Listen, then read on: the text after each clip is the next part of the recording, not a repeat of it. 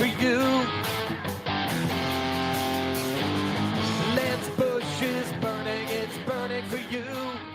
Welcome to another edition of Len's Burning Bush. I am Len Harvey. Before I bring on my guest for the week, I want to talk about what's really burning my bush. So you could never make everyone happy. And really, this day and age, you can only hope to maybe get 50% if you get that, depending on what you say, or you could get less than that, depending on what you do or what you say. I have a good example of that, okay? You could hand out lollipops at school, and all the kids are just loving this, right? And then, of course, there's the people, the parents and everybody, and other people who will say that you are now promoting tooth decay. So you can't win. You can't win in society today. Everything is just too much. You can't win. Nobody is happy. You could cure diseases, and yet one side would be say you're putting people out of work. So you can't win. So most recently, the U.S. Senate, yes, the U.S. Senate on Tuesday passed legislation unanimously. I'm going to say this again, unanimously. Can you believe this ever would happen? Unanimously. So we should focus on that. But they are going to make daylight savings time permanent starting in 2023, ending this twice annual ritual of changing the clocks for no apparent reason, right? It's apparently promoted by supporters advocating brighter afternoons and more economic activity. I don't know where they can figure out. I guess because it's brighter, everybody's more excited. They're going to go out. They're going to spend some money. Now, the Senate, again, approved the measure called the Sunshine Protection Act unanimously by a voice vote. The House of Representatives held a committee hearing on the matter. They still must pass it before it goes in front of the president to sign. So, I have talked about this many times in the 100+ episodes of Len's Burning Bush, that for me, once you spring forward, I don't need to go back, right? Just leave it the way it is, because I don't understand why we continually do this. I like more daylight after work, right? That's for me, that's a big thing. So just leave it alone. But of course, there are people who are opposed to this, like the National Association of Convenience Stores opposed the change, and they tell Congress this month, we should not have kids going to school in the dark. Oh, the humanity. Really? Is that your concern? What about the kids that play winter sports who have to go home in the dark at 4:30 or 5 in the afternoon, right? Also, Senator Roger Wicker from Mississippi had originally placed a hold on the bill. His flight then was delayed. So the constant request was bumped to Tuesday so that Wicker could block it, but he never did. Wicker said he also has concerns that children will be in increased danger going to school during the dark in the mornings. The change would help enable children to play outdoors, however, later and reduce seasonal depression, according to supporters on that. It just proves that no one is ever satisfied. More light after school or work is a good thing, right? I think that is a good thing. Either way, you end up having someone unhappy. It gets to the point that maybe your goal shouldn't be to make everyone happy, because you will never, ever achieve it, ever. It is just not even worth trying.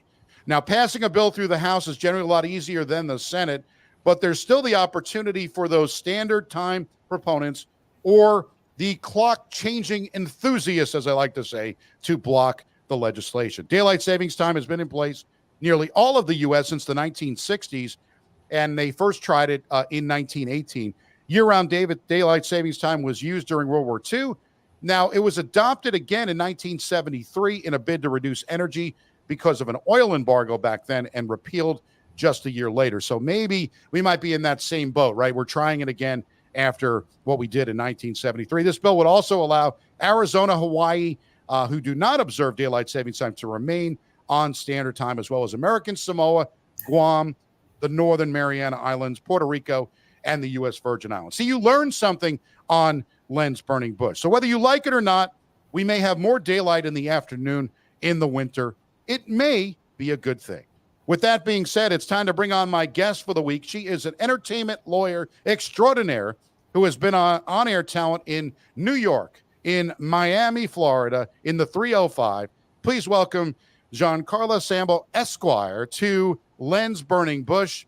And I want to get you on the full screen here so we could see you on the stream as well. Because, again, we're doing this on YouTube and Twitter and Facebook Live. So welcome. It's been a long time, young lady. It has. Thank you so much. I'm so glad to be here. I've also been a talent in Puerto Rico. I'm so happy to be here and so happy to see you. It's been so many years. And I love that you coordinated with Red today. For those of you watching on Facebook and YouTube, we are both wearing red today. Of course, you look better in the red than I do, but I figured, we didn't plan this, so this is this is all good. But what are your thoughts? We finally get the Senate to agree 100%, and yet still no one is happy. I don't get it. It's funny that you start with the Lollipop Story, because I actually have a friend and she has 3 kids. And one day I brought lollipops to the kids. I thought that'd be nice. And the kids were like, oh, they're not the same lollipops. And I was like, what? So apparently the parents have this agreement that if they're going to give a lollipop or whatever to the kids, it has to be the same. So 3 of the same. So I was like so embarrassed because I brought them different flavored lollipops. But yeah, those are the times that we're living at. And in regards to the daylight savings, I grew up in Puerto Rico, born and raised, and we never had that change. And when I moved to New York, it was a little confusing because I couldn't figure out, when do you go back, when you go forward, even to this day. Recently, when I just moved out of California, I kept saying, okay, you spring forward, fall backward. And then this thing with the hours, I asked Google, because now we have Google. I'm like, Google, when does daylight savings time end? When does it begin? In a way, it's nice for me to go to the States and see the change in time. That was fun, but it's more practical just to keep the same time year round. And the kids that go in the dark, what about Alaska? It's dark all the time. You can't please everyone on this, and it's going to, you can't put your kids in a bubble, for crying out loud. I mean, I'm not saying, back in my day, we used to walk to school up hills both ways and we loved it, but it's just the bottom line is you have to understand that light at 5, when you get home from work and you still have 3 hours of light, that is a tremendous lift on your day. I think I love the summer for that reason, to be able to, I live at the end of the Eastern time zone. So at 9 o'clock or 9:15 in the summer, it is still light out, and it is a fantastic experience, because I know when I took my son, and I grew up obviously in New York and New Jersey, and you get dark at 8 o'clock in the summer, 8:15 or whatever. So you get that extra hour. It really means a lot. So by not changing the clock in the winter, instead of 4:30, it's like 5:30, 5:45. It's a little bit better. And again, it's going to be dark in the morning. Just get over it. I mean, I don't understand why we have to have a debate on this. I'm shocked that the Senate decided that this is the stuff that they've got to work on. But that being said, let's just give them propers for actually getting 100% of them to say yes. Yes, absolutely. At least that's something they can agree on with everything else that's going on in the world. We can't agree on lollipops, but we can agree on this. So it's just the same thing goes for, with a snack now. I remember baseball started, the joke was bringing a snack to the game, and you had to have sometimes a healthy snack. I'm like, healthy snack? Come on. You have enough. Everybody wants the healthy snack. Meanwhile, kids are fatter than ever. I don't get it. I don't understand healthy snacks, and they're putting, all this kale shakes and all the stuff. I'm like, I'm out. I don't like any of that stuff. I'm willing to try stuff. Okay, I'm willing to try but when I've seen people like on St. Patrick's Day with the kale shakes and stuff like that. Oh, it looked disgusting. Looked like a baby had done its business. You've seen those, if you've ever seen, children, and it's wonderful. Yeah. So I don't like kale. No, I don't either. And I don't understand, but they force you into it. It's like, everybody has to have their agenda because they drive an electric car. You have to drive an electric car, or they drive a gas car. Then you have to have a gas car. Why can't we just let people do what they want to do? And why do we need to promote the fact, like, you have to go out on a limb or go on your high horse or soapbox and say, this is the way it has to be? There is no set rules, right? That's the last thing I checked. There is no set rules. It's good to put your information out there, but let people decide for themselves. Agreed. It's been a tough go of it. It's worse during the pandemic, but I think it's been going on for many years, and it just doesn't seem, like I said, if we can't even agree as a nation on the daylight savings time, I just wonder, like, if we could agree on anything. Is there anything that would make? I mean, like I said, you could cure cancer tomorrow. Exactly. And I don't think that you would please everyone, because you wouldn't please pharma, you wouldn't please the doctors, right? Because I'm sure no one wants to see anybody die, but they would rather keep them medicated, right? It's like the vaccines. You put a vaccine out there, something that is going to prevent you. Well, allegedly, I have to say now, it's going to prevent you from getting a virus. And some people are like, no, yes, no. I mean, there's a saying in Puerto Rico, there's a girl that videotapes herself, and she says, forks stick to her. And she took a fork and it actually stuck to her. And I was like, is this a gimmick? Apparently the vaccine has something. I don't know what it is, but I thought it was funny. I took a fork and it stuck. And I took a picture of myself. I'm like, hey. But I don't care if forks or knives, not in the sense, you know what I'm trying to say. Yeah. But whatever sticks, we had the chicken pox and polio and all these other things. I don't know. I know I'm going to make angry some anti-vaxxers out there, but this is my opinion. You know, if you're going to have something that's going to prevent me from getting the virus, or the virus is going to be less potent in my body, then I'm going to go for it. Again, it's everybody's choice, right? I really believe that. It's really a situation where you have a choice and go for it. Be you. Boo. That's the way I say. But I never like this in religion. I don't like this in anything. If you believe in something, that is wonderful. I am so happy for you that you did this. But please don't tell me how I should live my life. That's all, right? That's the biggest message that we could always say. If you want to go do something, you go do it. You want to jump, you want to climb Mount Everest, you go right ahead. I will watch you from the ground. And like Casey Kasem, I will keep my feet on the ground and keep reaching for the stars. Okay. I'm not doing it. Okay. There's certain things that I won't do, but that's been me for all this. But you have gotten yourself into entertainment law, but you were on air in Miami and New York and Puerto Rico. What made you switch from the, on-air world to the entertainment law and now representing beauty pageant winners, right? Is that what you're doing now? Yes, and I'm representing other clients as well. It's funny because I always say it was a non-compete contract I had at Metro. That's the funny story. No, I come from a generation. I grew up in the 80s. I mean, I don't want to throw age out there, but back then it was a work hard, you get good grades, you get into a good school, make something out of yourself. So I always wanted to do something along the lines of either doctor or lawyer eventually, but my passion was always communications. So I did the on-air stuff, and we know each other from Metro. Anybody that doesn't understand. Yeah, we met in the late 90s. Yes. Right. And I remember I had a non-compete contract at Metro. And that was the first time that I was in the big leagues as a full-time on-air personality. It gets real when you have such a contract. And I didn't know what it said. And I was like, I don't want to rely on a third person to read this for me. I want to know what I'm signing. I want to know what it says. And I was always the kid that, like, if we had a board game, I would be the one with the box reading the instructions. We need to read the instructions before we start because I thought that's going to give you an advantage to play the game. So I was always a nerd, and I thought that eventually when the time was right for me, that's when I went to law school. And out of all the topics, I like contracts the most, ironically. And I decided to focus on entertainment contracts. Now, granted, yes, there are some things like labor law and aside from contracts and corporate law that I liked as well. But eventually, because I'm an entertainer or because I was an on-air personality, I went into entertainment law. And I always say, who better than a former talent to represent talent?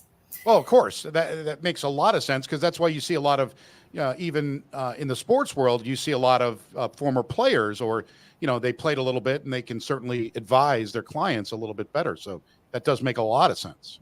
Right. And then in New York, I started doing pageants because I wanted to get the skills to be a better broadcaster. So that's what led me into pageant life. And then I left Metro because I was going to compete in the Miss Puerto Rico preliminary for Miss Universe. That's how it all started. And then I did well. I made it to the finals. But before the pageant was finished, I already had an offer to be on air, not only on air as a newscaster, but also doing production work. And that led to a whole bunch of other stuff. I stayed within the pageant community as a coach, as a producer. I worked with that organization as well. And then the Miss America organization came knocking on my door one day. They actually called me on Halloween. And they said, trick or treat, would you like to lead the program on the island? Which I thought was amazing. And the great thing about Miss America is that it's a nonprofit organization that gives scholarships to young women. So I'm actually doing something that I like. I'm promoting higher education among young women. I'm going above and beyond my duties because I'm mentoring these young women, not only to stay in school, but also giving them advice on career and if they want to go into entertainment or law or whatever it is. And I found a place to explain contracts. I mean, there are some pageants out there that are not as organized, and some young women and directors that need some guidance within contracts. So I've been doing that. And also I've been working with a communications company, most recently doing their contracts for a big event. But that's what I do. I do entertainment contracts.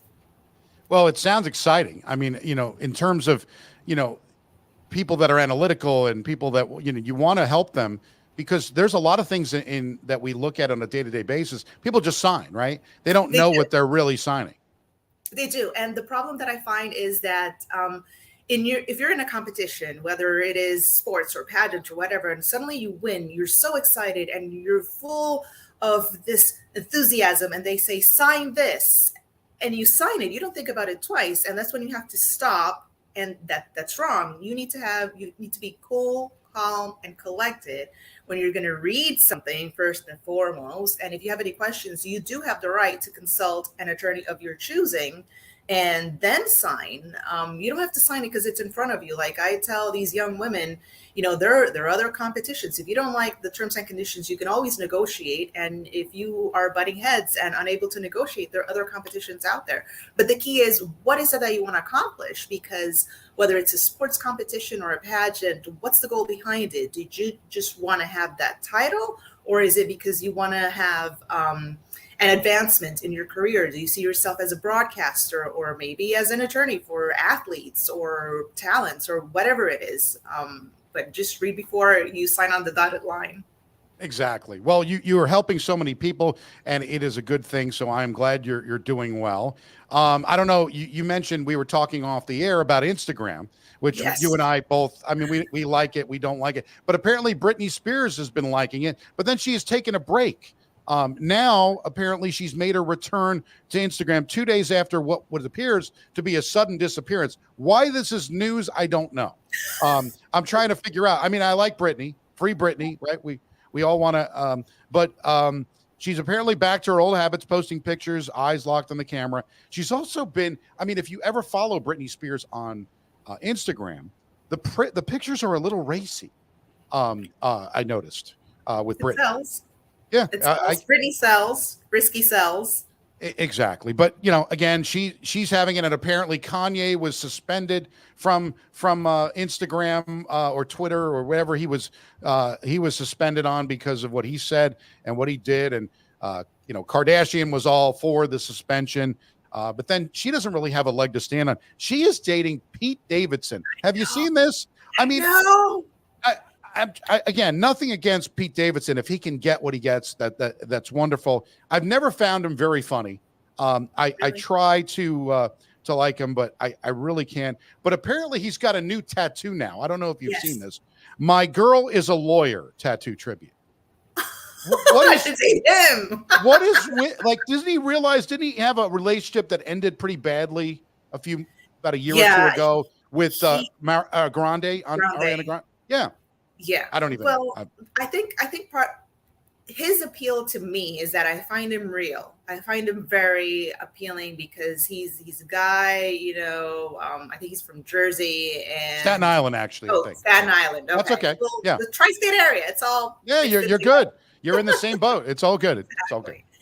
but he's very real, and I think that's refreshing in Hollywood, where you see all these celebrities. The thing is that there's this pressure in Hollywood to, and now everywhere really, but more so in Hollywood, to look good and to have a certain image. And when you see someone that's so real and authentic, like I mean, I don't know him personally. This could all be a bluff that he pretends not to care, and that's his thing, but he looks like he doesn't care. So I could see why the girls are attracted to that. He did have a relationship with Ariana Grande. They didn't end well, and now he's dating, Kim. That's the dating world. You date someone, doesn't go well, you try someone else. It's just that they're public figures, and that's why we get to know. But just like him, I'm sure there are many people out there that get their significant other tattooed, and then they have another significant other, and they have to change the tattoo or do something about it. I'm not into the tattoo scene. I don't particularly care for it. Again, I'm not gonna. If somebody wants to do it, they go right ahead. I don't have any problem with it. I just don't understand. To me, if I'm gonna do something, maybe I like Geico and I could get paid for it. But that's, you know what I'm saying. I want to get paid. If it's like NASCAR. If I'm gonna do something with my body, I want to be paid. I don't want to have to pay for the tattoo. I want, that's the way I would look at it. Now, apparently, Davidson is getting paid for this. He is actually, they've come up with a My Girl is a Lawyer hoodie, now retailing for $48 on Barstool, at Barstool. So apparently this is a thing now. You can get this for $48. I'm out, just so you know. Yeah. I don't know. I mean, it's a numbers game, really. You get a catchy phrase and you coin it and you start selling it and getting cash for it. I mean, I like the phrase, my girlfriend's a lawyer. So, I mean, I could use the phrase. There you go. You're going to have somebody tattoo that on them. Yes. My girlfriend is a lawyer, and then eventually my wife is a lawyer. So they got to update. So what happens, like that's one thing. Like what happens if you get, you're together with somebody, right? They get a tattoo. Maybe they put, my girlfriend is a lawyer for you. Right. And then what happens if you get married? Do you have to now edit it? You don't have to say my wife, or you just say my, because then you could basically say that I've got a wife who's a lawyer and a girlfriend who's a lawyer. To each his own, really. Yeah. I mean, what do you do with your body in the drawing? It's not like unless it's like something that's patented or trademark. I mean, if you have the trademark, you have it there. Even if you change it on your body, you'd still have it registered with the federal office. But that sounds, but I don't know if it's a tattoo or did he have it branded? Because I read the word branded, and branding for me is when you have that hot iron, and you brand yourself. Or is it the word branding as in like a brand? Well, he put my girl is a lawyer tattoo tribute. So I would, So maybe it was the wrong words of choice. One of a few body art. It was a few body art in tribute to her, is what it reads. Now, again, I don't know, nor do I care really, but I wanted to bring up the story because I thought it was kind of interesting. One other story that I found very interesting is the fact that Rihanna is expecting. I don't know if you know this. Yes. She's 34 years old, expecting her kid. God bless. Mazel tov to her. I'm very happy for Rihanna to do this. But apparently, she's just like everybody else. She was shopping in Los Angeles at Target. Okay. For baby stuff. She is shopping at Target. So even Rihanna is feeling the effects of the gas prices, apparently, because now she's shopping at Target rather than Louis Vuitton, I guess, for her baby stuff, right? She could probably shop at Louis Vuitton if she wanted to. I'm sure. But she was picking Target? up. Does it say which Target? It just says Los Angeles Target. Because there are like so many Los Angeles. I mean, there's the one I don't think she'd be at the one downtown because that's kind of small, but I mean, to each his own. That's kind of fun to go to Target, as they used to call it at one time. Target, exactly. I used to like it. We had a Target by us that had a little, we would go, sometimes we'd go shopping, go food. They had the groceries too. And they would have a little cafe, just a little cafe. And you could get, a sandwich or whatever. And we would sit there with the kids and we would eat and we would shop. And it was like a little evening for us. And then, of course, they had to ruin it by putting in a Starbucks rather than the cafe. But, again, that's for another time. But apparently she was picking up clothes, onesies, socks, and more. She had her hair in a high ponytail, supported a blue sweatshirt, silver mini skirt, and stilettos. Of course, she's got to have stilettos on. But Tarjay. yeah, at Tarjay, she was at it. But again, good for Rihanna. I am so happy for her that she's expecting, and God bless, right? All that. She's So wearing heels while expecting. I mean, that's an accomplishment right there. now you lived in California, right? Or do you still live? Yes. You're back in the state. You're back in New York. I don't say the states. Listen, Back on the East Coast. you're back on the East Coast now. Now, apparently, Duran Duran, which is one of my wife's favorite bands, other than Def Leppard, Yeah, right? me too. They treated 250 friends and family and industry professionals to a private performance on the rooftop of the Astor in Hollywood on Thursday night. Now, the performance was recorded for a feature-length concert film and documentary the Fab Five will be releasing in June.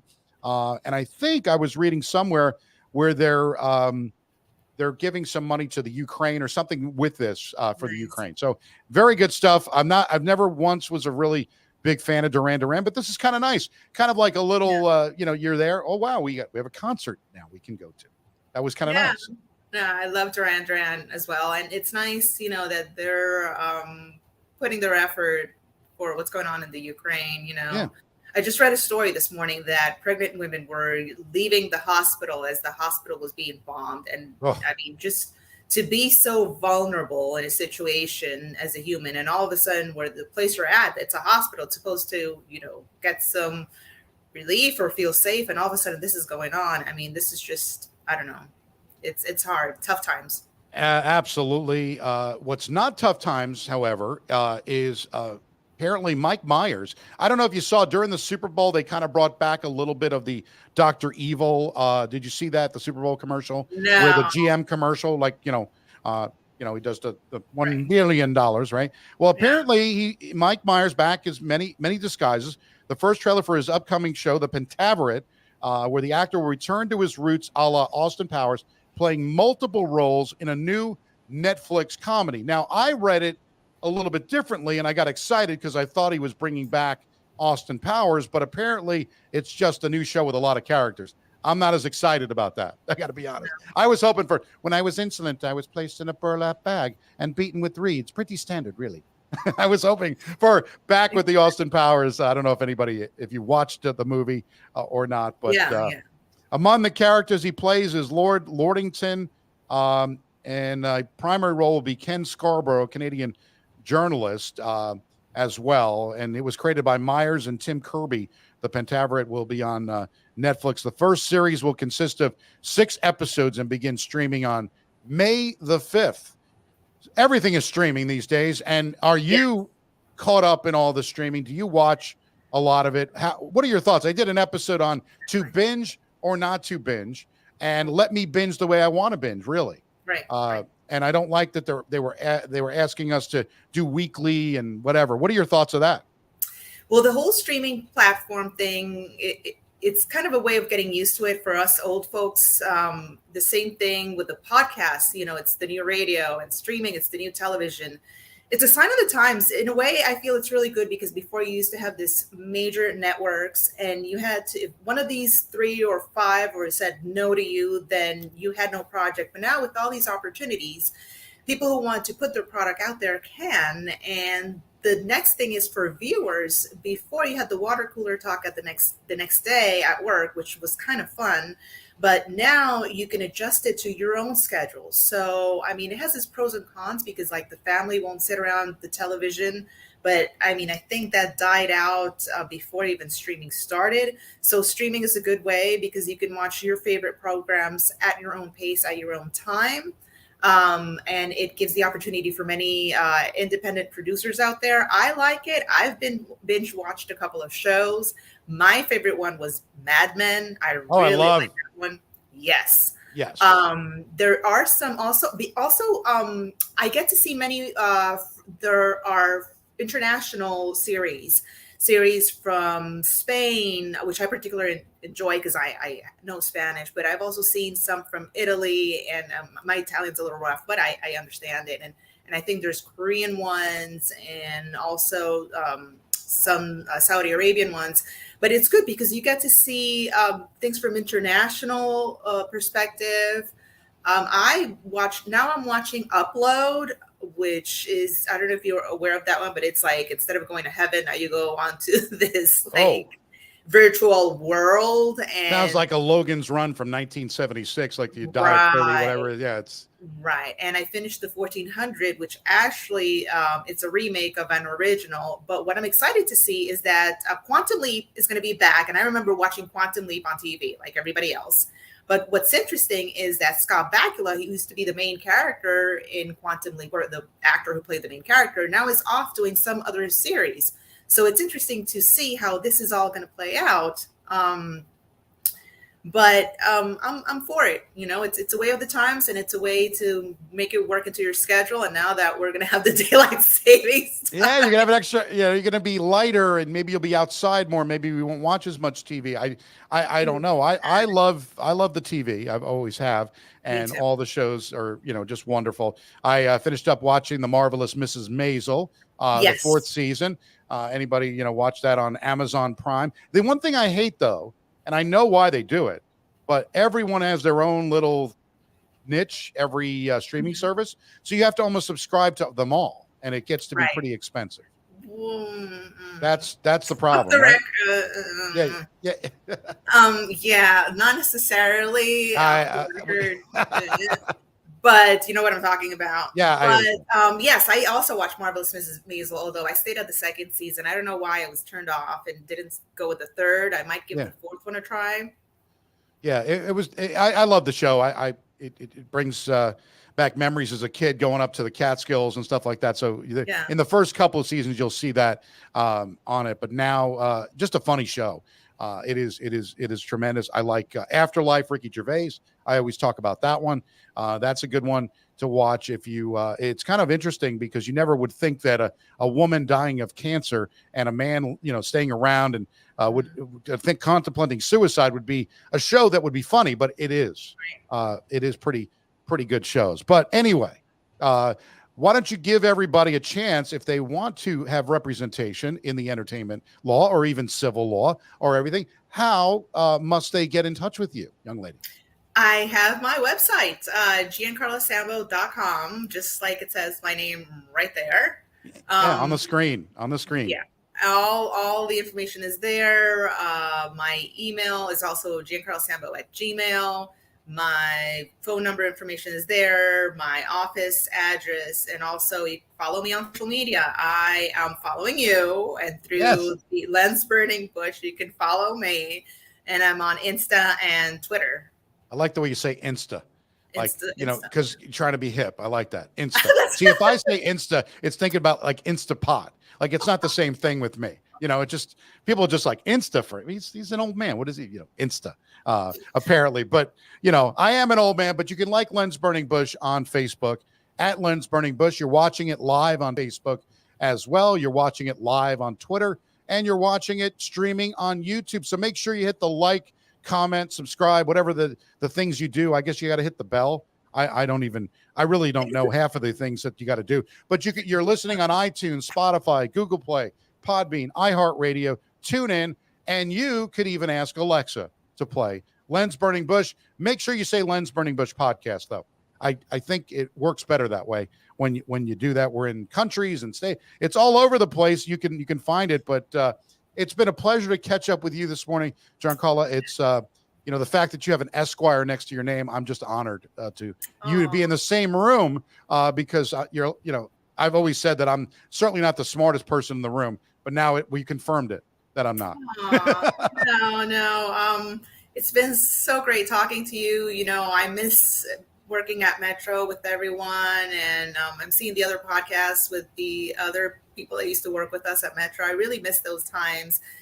Those were really good times when it was radio, and it was a different era, and it was really fun. And now us radio people, we need to adjust to these things. And kudos to you that you're doing this podcast. I always say podcast is the new radio. I've enjoyed it a lot. I'm really happy. 100 times. This is episode 102. I cannot believe it. I started it on the April of 2020, and it's been going on every week. And like you said, it's good therapy for me. I bring on a lot of old friends. I bring on people. Last week we had tennis player Carlene Bassett, who talked about her struggles, and we were a little bit serious, more serious than I normally get on Len's Burning Bush, but it was a good show about how mushrooms have saved her. So go back and listen to that. We've had many of the people that you know on here, Heather O'Rourke and Glenn Schuck. Were on recently, and everybody else for that matter. I've got friends, Blue Jelly, who came up with this theme for me, and I really love it. They played it on the show. We recorded it, and I wanted to kind of leave the show with this because they are fabulous. Blue Jelly, a local band in Northern Kentucky, and they were nice enough to play this little theme, Len's Burning Bush. And thank you so much for joining, Giancarla. We'll be back with another episode next week. So long.